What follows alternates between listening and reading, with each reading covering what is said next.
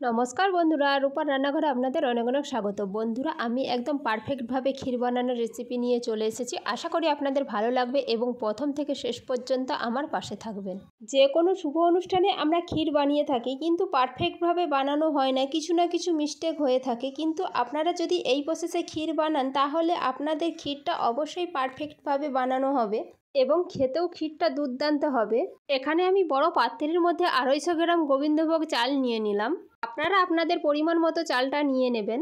আর এখানে দেখুন বন্ধুরা, গোবিন্দভোগ চালটা একদম ফ্রেশ, সেজন্য আমি গোবিন্দভোগ চালটাকে একবার ধুয়ে নেব।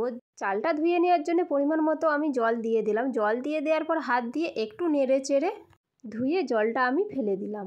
আর আমরা তো সবাই জানি গোবিন্দভোগ চালকে বেশি ঘষে ধুতে নেই, তাহলে গোবিন্দভোগ চালের যে সেন্ট থাকে সেটা চলে যায়।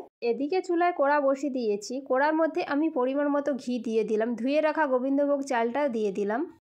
এরপর খুন্তি দিয়ে একটু নেড়ে চেড়ে নেব। বন্ধুরা, আপনারা কে কোথা থেকে আমার এই ভিডিওগুলো দেখছেন অবশ্যই আমাকে কমেন্ট করে জানাবেন। আর রেসিপিগুলো ভালো লাগলে অবশ্যই লাইক সাবস্ক্রাইব করে রাখবেন আর বন্ধুদের সাথে একটা শেয়ার করে নেবেন। এখানে দেখুন বন্ধুরা, চালটা কিছুক্ষণ নেড়েচেড়ে নিতে চাল থেকে প্রায় জলটা শুকিয়ে আসছে। আরও একটু নেড়েচেড়ে নেব। ঘিয়ের ওপর যদি চালটা এইভাবে হালকা করে একটু ভেজে নেওয়া হয়, পায়েসের স্বাদটা দ্বিগুণ বাড়ে। চালটা আমার হালকা করে ভাজা হয়ে গিয়েছে। গ্যাস চুলা থেকে কড়াটা নামিয়ে নিলাম। গ্যাস চুলার ওপর একটা হাঁড়ি বসিয়ে দিয়েছি। হাঁড়ির মধ্যে অল্প একটু জল দিয়ে দিলাম। এরপর আমি দিয়ে দিলাম 1 লিটার দুধ। বন্ধুরা, আপনারা ক্ষীরটা কড়াতে বানান কিংবা হাঁড়িতে বানান, অবশ্যই আমার মতন একটু জল দিয়ে দেবেন, তাহলে ক্ষীরটা আর নিচে বসে যাবে না।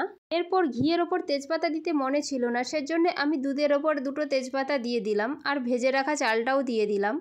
এখানে আমি একটা ডাবু নিয়েছি। ডাবু নিয়ে আমি দুধের সাথে চালটা খুব সুন্দর করে মিক্স করে নেব। এখানে আমি গ্যাসের ফ্লেমটা হাইতে রেখে এরপর মিডিয়ামে করে দিয়েছি। এইভাবে চালটা আমি কিছুক্ষণ ফুটিয়ে নেব।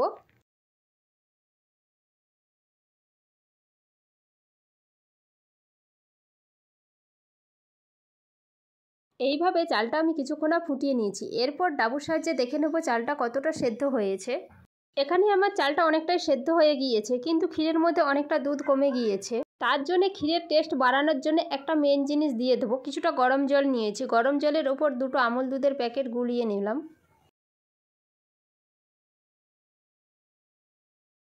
এই দেখুন বন্ধুরা, দুধটা আমি এখানে খুব সুন্দর করে গুলিয়ে নিয়েছি।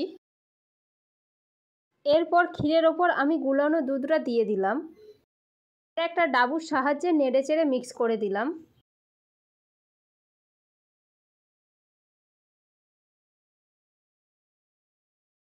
মিক্স করে নেওয়ার পর এখানে আমি কিছুটা কাজু কিশমিশ নিয়েছি। কাজু কিশমিশটা আমি দিয়ে দিলাম। এরপর ডাবুর সাহায্যে আবারও খুব সুন্দর করে মিক্স করে নিলাম।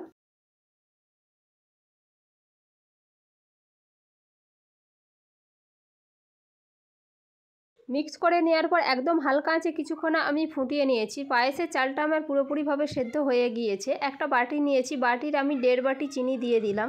আপনারা চালের পরিমাণ বুঝে চিনিটা দেবেন। আমি এখানে 250 গ্রাম চিনি নিয়েছি, সেজন্য আমি বাটি মেপে 1.5 বাটি চিনি দিয়ে দিলাম। চিনিটা দেওয়ার পর ডাবুর সাহায্যে আমি আবারও খুব সুন্দর করে মিক্স করে নিলাম। এরপর আমি 3টে এলাচ ফাটিয়ে নিয়েছি, এলাচ 3টে দিয়ে দিলাম। এলাচটা দিয়ে দেওয়ার পর ডাবু দিয়ে পায়েসটা আমি একটু ঘেঁটে দিলাম। এখানে আমার পায়েসটা পুরোপুরিভাবে রেডি। উপর দিয়ে সবশেষে দিয়ে দিলাম 1 চামচ ঘি। ঘিটা দিয়ে দেওয়ার পর হাঁড়ির ঢাকনাটা আমি চাপা দিয়ে 10 মিনিট রেখে দেব। এখানে আমার 10 মিনিট হয়ে গেছে। 10 মিনিট পর হাঁড়ির চাপা খুলে ডাবু দিয়ে ঘিটা আমি পায়েসের সাথে একটু মিক্স করে নেব। মিক্স করা হয়ে গেলে সবশেষে দিয়ে দিলাম পরিমাণ মতো লবণ। লবণটাও আমি ডাবু দিয়ে খুব সুন্দর করে মিক্স করে নিলাম। এখানে আমি পরিমাণ মতো লবণটা সবশেষে দিলাম, তার কারণ যে কোনো দুধের জিনিস বানালে লবণটা সবশেষে ব্যবহার করতে হয়। এরপর হাঁড়ি থেকে কিছুটা পায়েস আমি বড় জায়গার মধ্যে তুলে নিলাম। বন্ধুরা, আপনারা যে কোনো বাড়ির শুভ অনুষ্ঠানে শুধুমাত্র দুধ দিয়ে একবার হলেও এই ক্ষীরের রেসিপিটি বানাবেন। আমি গ্যারান্টি দিয়ে বলছি, একবার বানালে বাড়ির সবার খুবই পছন্দ হবে। আর আমরা তো সবাই জানি শুধুমাত্র দুধের যে কোনো জিনিস বানালে তার টেস্ট আলাদাই হয় একটা। এরপর কিছুটা পায়েস আমি একটা থালার ওপর নিয়ে নিলাম।